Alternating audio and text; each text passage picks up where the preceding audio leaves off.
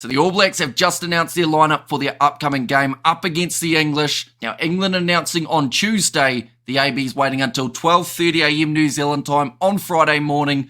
But of course we are still awake and I will be letting you know who is in the side. Looking through at the starting lineup. Number 1, Tamaiti Williams. Number 2, Cody Taylor. And number 3, Tyrell Lomax. Now I don't think many people saw this coming. The fact that Ethan de Groot not just isn't in the starting side, but also won't be making his way off the bench for this contest. Tamaiti Williams, he did start the last match up against Japan alongside Asafo Amoa and Physicality. Those two men making their way off the bench. In the locking duo, they have reverted back to what they did use for a majority of the Rugby Championship, the captain at number 4, Scott Barrett, and then at number 5, Tupavai. Now, some were saying that they would have Tuipulotu in the starting side rather than Tupavai, but I really like this choice that they've decided to make. Vai, he was the informed lock throughout the Rugby Championship, and also having that experience of Patrick Tuipulotu off the bench could be massive.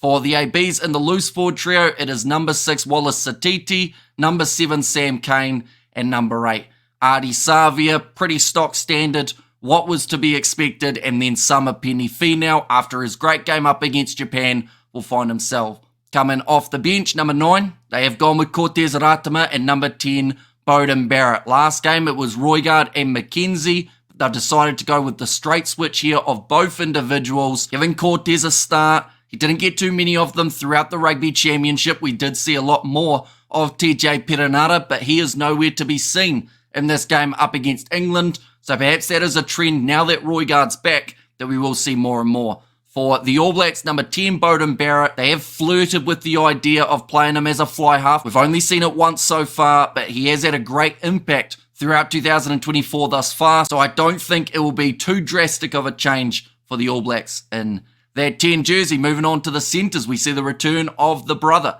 which is Jordie Barrett, back into this AB side. It was rumoured that he would be match fit, rearing to go up against England, and that is exactly what he will be. He is partnered with Rieko Ioane in that midfield combo, so no Leonard Brown or Proctor in the starting side, but Leonard Brown finds himself coming off the bench. Out on the wings, it is number 11, Caleb Clark, number 14, Mark Telea. They have finally decided to make that switch. Now, Severis has had a lot of minutes throughout the Rugby Championship and never really completely found his feet. Mark Telea in certain games has been a standout, beating the most defenders pretty much any time he takes to the field, but something that did get a little bit exposed the last time that they played England was his defence. So I do think they'll try and target his wing a little bit here. Caleb Clark on the other side though, exactly what the Blues were using throughout Super Rugby Pacific. And then number 15, this is where we see Will Jordan return to the fullback role. Looking through at the bench, number 16, Asafo Amoa, number 17,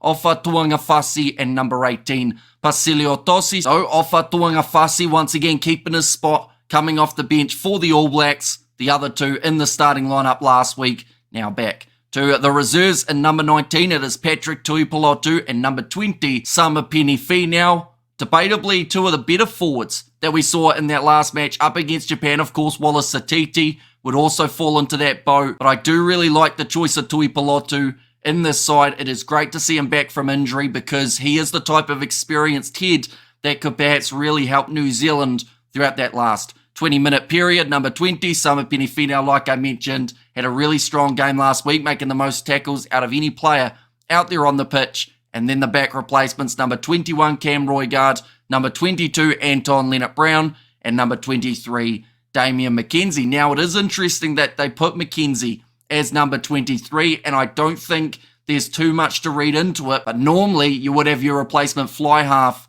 as your number 22.